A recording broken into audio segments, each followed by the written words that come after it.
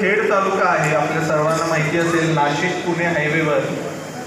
तिथं त्या खेड राजगुरुनगर आज त्याला म्हणतात. तर त्या राजगुरुनगरपासून 12 किलोमीटरवर वाघगाव नावाचं एक गाव आहे आणि तिथे होळकरांनी, म्हणजे आमचं ते मूळ गाव आहे आणि सुभेदार मल्हारराव होळकर त्यांनी तिथे एक भुईकोट किल्ला त्या काळामध्ये बांधलेला आहे.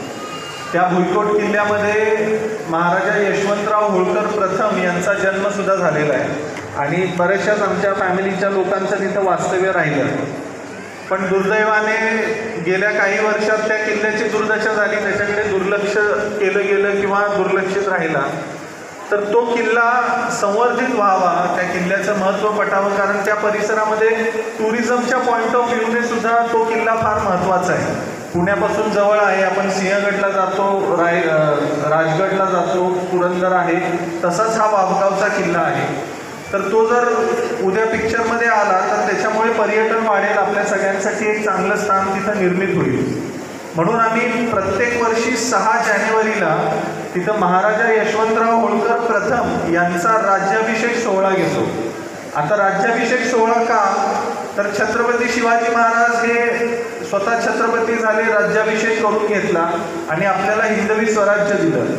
त्याच्यानंतर जर या महाराष्ट्राच्या भूमीतून कुणी राज्याभिषेक करून घेतला असेल तर ते महाराजा यशवंतराव होळकर प्रथम.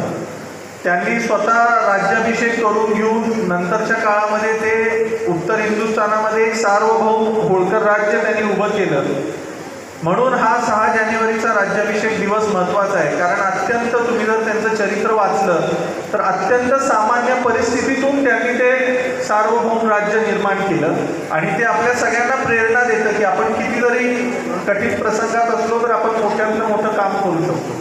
त्यामुळे ह्यावर्षी 6 जानेवारीला आपण सगळ्यांनी वाघगावला उपस्थित राहायचं आहे. पूर्णपणे अराजकीय तो कार्यक्रम असतो, कुठलंही राजकीय भाषण तिथं होत नाही, पारंपरिक पद्धतीने तो कार्यक्रम होईल आहे आणि त्या संवर्धन मोहिमेमध्ये आपल्या सर्वांचा एक हात लागावा ही आपल्या सर्वांना विनंती. 6 जानेवारी 2022 लक्षात